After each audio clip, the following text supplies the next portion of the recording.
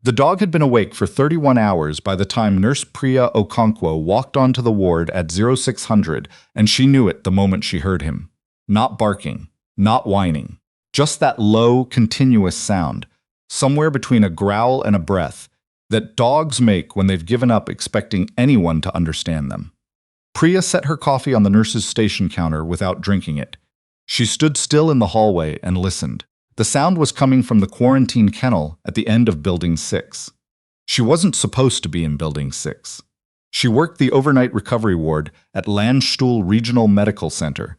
Human patients, human problems, and the attached veterinary holding facility was technically a separate operation.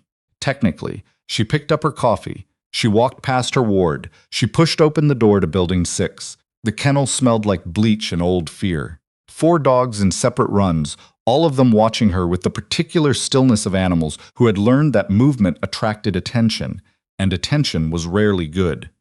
3 of them settled when she made eye contact. One of them, the Belgian Malinois at the far end, the one making that sound, did not. His name, according to the tag on the kennel door, was Kodiak.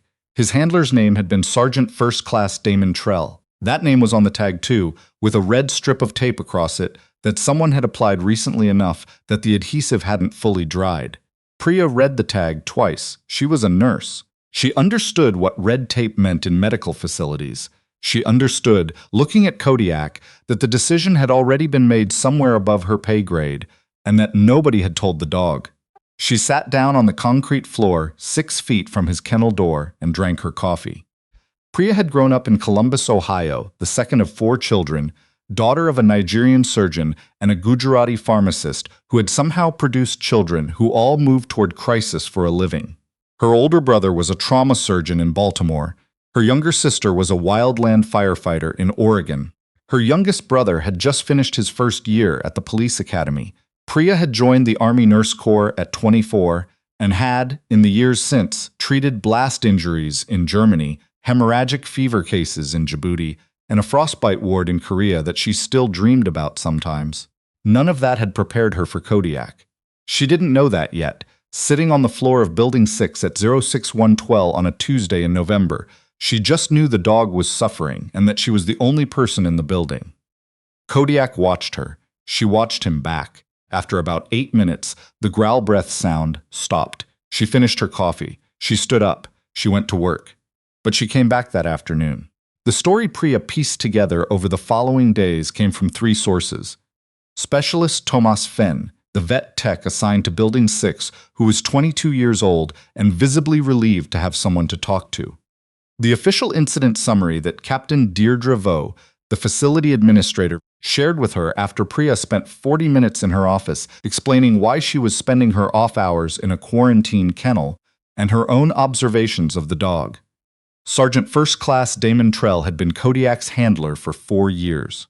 They had deployed together twice, once to Afghanistan, once to Iraq, and had returned stateside 8 months ago when Trell accepted an assignment at a training facility in Virginia. Kodiak was 7 years old, a working-line Belgian Malinois out of a Czech breeding program, trained first in the Netherlands, recertified in the United States, certified again after each deployment. He had been, considered one of the program's elite dogs. High drive, precise targeting, reliable under fire. 6 weeks ago, Sergeant Trell had been found dead in his on-base housing. The official determination was still pending.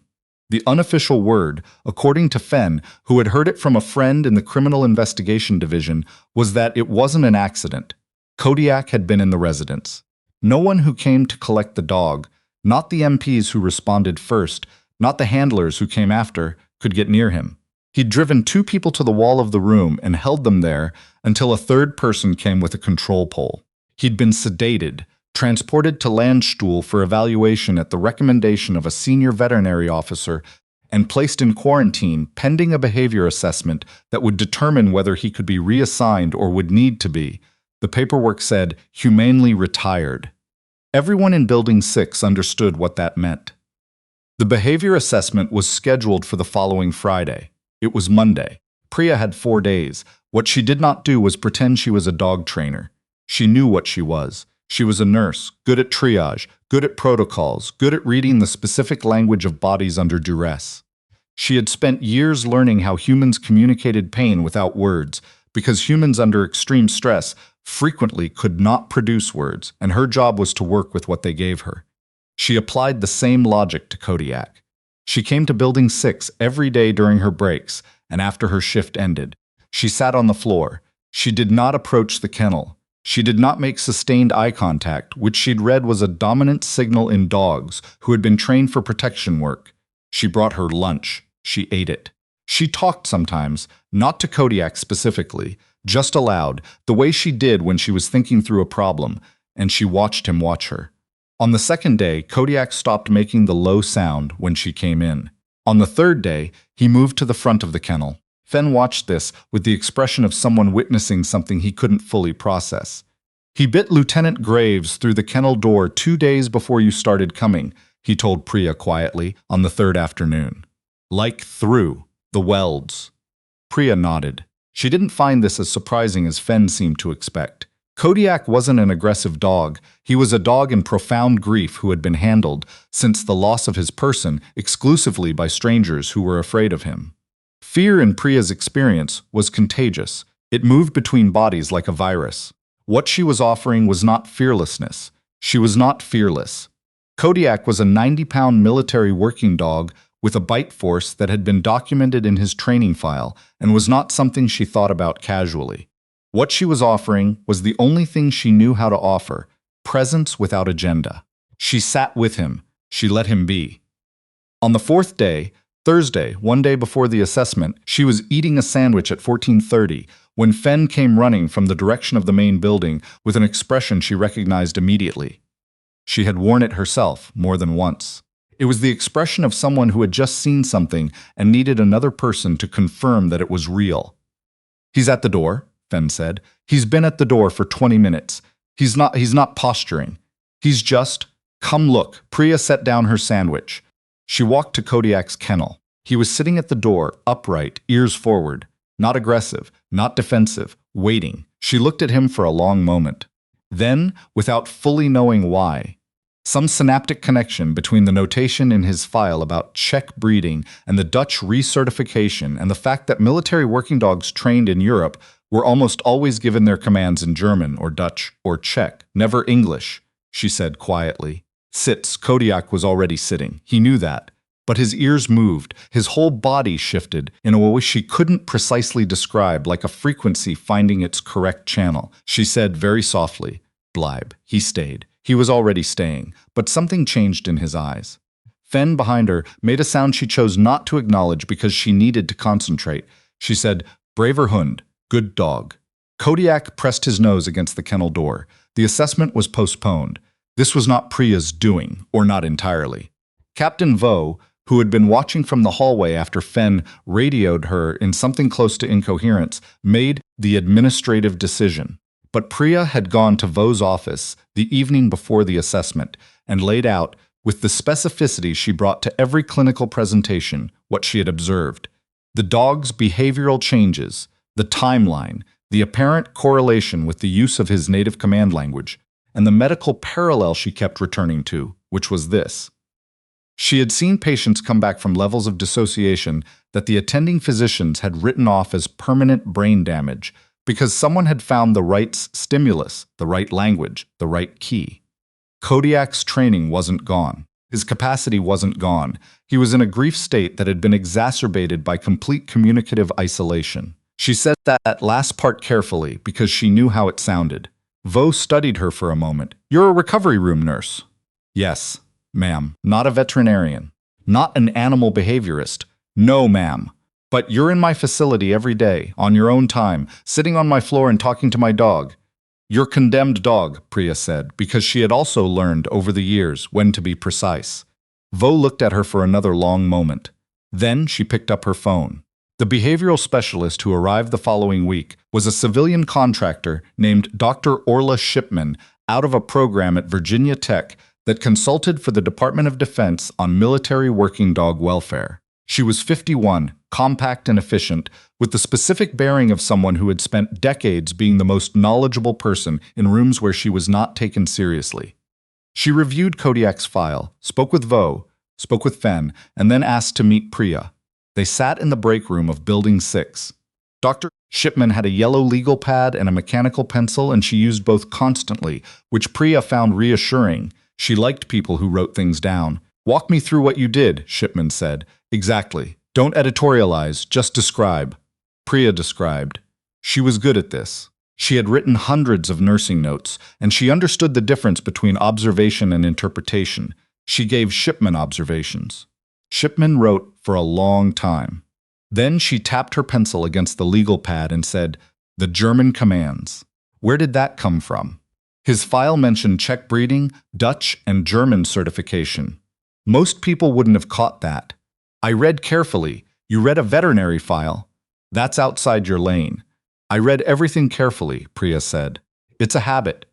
Shipman looked at her for a moment with an expression that Priya couldn't quite read, and then wrote something else on the legal pad. He responded to all 3 commands?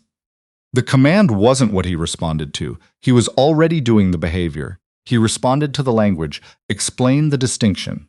He was already sitting. He was already staying. He knew sit and stay in English too, probably, like most dogs trained in bilingual programs. What changed was I don't know how to say this without it sounding like I'm anthropomorphizing. It was like he recognized something, not the command, the context, the world the command came from, the world where Trell was. Shipman stopped writing. She looked up. "I know how that sounds," Priya said. "It sounds," Shipman said slowly, "like you might be right. What came out of Dr. Shipman's assessment, and it took 2 weeks, not 1, because Shipman was thorough in the way that people are thorough when they know the stakes are not recoverable, was a report that Priya read 3 times in Vo's office and then sat with in silence for several minutes. The report documented Kodiak's behavioral trajectory since Trell's death. It documented the specific nature of his regression, not aggression in the clinical sense, which implied predatory intent, but what Shipman termed acute grief-related defensive response, which was a more precise way of saying what Priya had known sitting on the floor of Building 6. The dog was in pain, and he had been alone in it. The report also noted, in a section that Vo's highlighted in yellow and handed to Priya without comment, that the first behavioral improvement had occurred within 48 hours of consistent contact with a single individual, Priya, and had accelerated significantly following the introduction of commands in Kodiak's native training language. Shipman recommended a full rehabilitation protocol. She recommended that Priya be included in the handling team during the transition period, given that the dog had formed his first post-crisis attachment to her. She also recommended, in a footnote that was brief and precise, that the investigation into Sergeant Trell's death be informed by what Kodiak had witnessed. Because Kodiak had been in that room, and Kodiak had specific and identifiable responses to specific stimuli, and that information might be valuable to investigators who knew how to use it. Priya read the footnote twice. She had not thought of this. She thought about it now, and the thinking made her very still. She was not involved in the investigation. She wanted to be clear about that later, in the conversations that followed, because her involvement was only ever this. She was the person who could get Kodiak to the investigators, and she was the person who could translate what the investigators needed to know about how to read his responses. The lead CID investigator was a warrant officer named Ansel Burke, patient, methodical, with the specific exhaustion of someone who had been working a case that had more dead ends than answers. He called the use of a dog's behavioral responses in an investigation unconventional, in a tone that suggested he had been told to say that by someone above him, and that he personally considered it something more than unconventional. "What exactly are you offering?" he asked Priya in the conference room where they first met. "I'm not offering anything," she said. "Dr. Shipman is offering it. I'm just the person Kodiak will work with." Burke studied her. "You're a nurse, yes, not a CID agent. Correct, not a dog handler. Also correct. So why are you in this room?" Priya looked at him steadily. "Because he'll follow me," she said. "And he won't follow anyone else." What happened over the following 6 weeks was not dramatic in the way that investigations in movies are dramatic. It was slow and methodical and frequently boring, and she was present for very little of it. What she knew, and what Burke eventually confirmed to her, was that Kodiak's behavioral responses to specific individuals, Responses that Priya had learned to read over weeks of close observation, and that Shipman had documented in a supplemental report, had provided investigators with directional information that redirected the focus of their inquiry. She didn't know the details. She wasn't cleared for the details. What she knew was that in early January, nearly 3 months after she had first sat on the floor of Building 6 and listened to a dog make sounds of grief in an empty building, she received a call from Burke that lasted 4 minutes and consisted, primarily, of him saying that she should know the case had moved forward in a significant way and that she had been part of that. She thanked him. She hung up. She sat in the hospital parking lot in her car and stared at the steering wheel for a long time. Then she drove home and slept for 11 hours, which was the most she had slept in 3 months. Kodiak was retired from active duty in February. The paperwork took longer than the decision, which had been made by Shipman and Vo and a series of people Priya never met, and the outcome was what it had always been going to be, once the right people used the right language. He would not be euthanized. He would be adopted. The adopter was a veteran. Priya knew this, and knew that Shipman had been involved in the selection, and knew that the veteran had been briefed extensively on Kodiak's history and his needs and his specific communication patterns. She did not know the veteran's name and did not ask for it. Some things were not hers to know.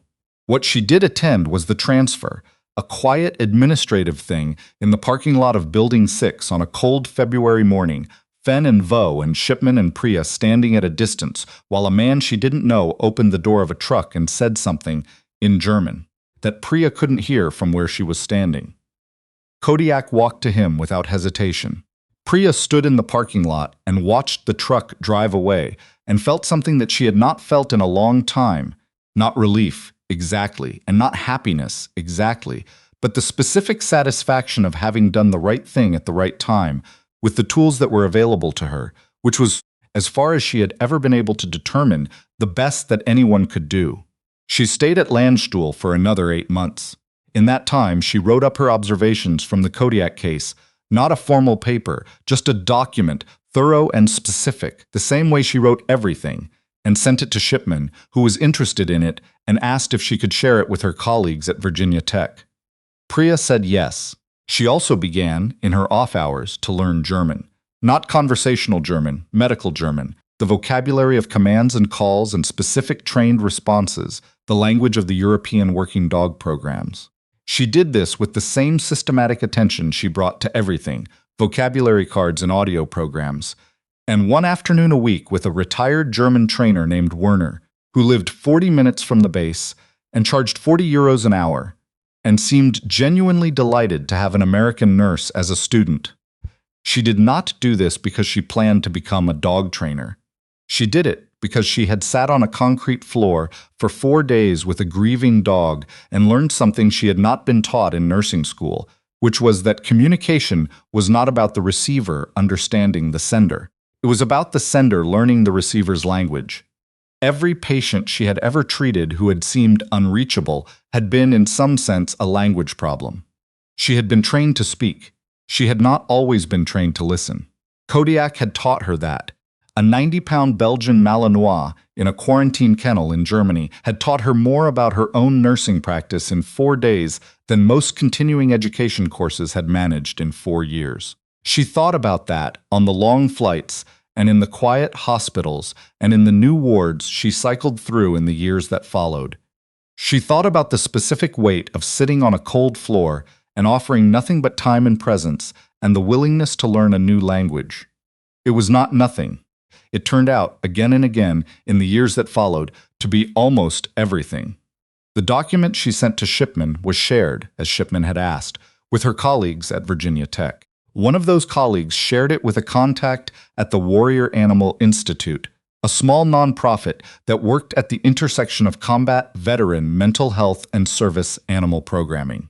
The institute reached out to Priya the following year when she was back stateside and assigned to a VA medical center in San Antonio. They were developing a protocol, a last resort intervention for military working dogs facing euthanasia after handler loss, and they wanted her perspective. Not as a veterinarian, not as a trainer, as a nurse, as the person who had sat on the floor. Priya flew to Arlington on a Friday in March, sat in a conference room with 7 people who were considerably more credentialed than she was in every way relevant to the question being discussed, and spent 4 hours explaining what she had done and why and what she thought it meant. At the end of the 4 hours, the program director, a former Air Force flight surgeon named Dr. Adeyes Owusu, looked at her across the table and said, "We've been building this protocol for 2 years, and we've been missing something, and I think you're it." Priya looked back at her. "I'm a recovery room nurse from Columbus, Ohio," she said. "Yes," said Dr. Owusu, "that's what we've been missing." The protocol was named for nothing and no one, because that was how these things worked. It was called the Handler Loss Intervention Framework, which was a name chosen by committee and communicated this. A set of structured guidelines for what to do when a military working dog lost its handler, drawn from behavioral science and veterinary medicine, and at its quiet center, from the experience of one nurse who had noticed a sound in a hallway and sat down on a concrete floor instead of walking past. Priya was listed in the acknowledgments. She was not listed as an author. She did not mind this. What she cared about was the dogs, the ones who came after Kodiak, the ones who might now have a different red tape than the ones she had seen in Building 6. Not guaranteed survival. Not that. She was a nurse. She understood that not every patient survived, but the chance to be understood. The chance to have someone sit on the floor and speak the right language and wait. She had done her job. She had read carefully. She had listened. In the years after, when other nurses and handlers and veterinary technicians wrote to her, the emails multiplied, as these things do, passed from person to person through the slow network of people who cared about the same problem. She answered all of them. She answered with the same thing she had learned from one dog in one building in one November in Germany. You don't have to know everything. You have to be present. You have to learn the language that is being used. You have to sit on the floor. That was the whole of it. That was all she had done. It was enough.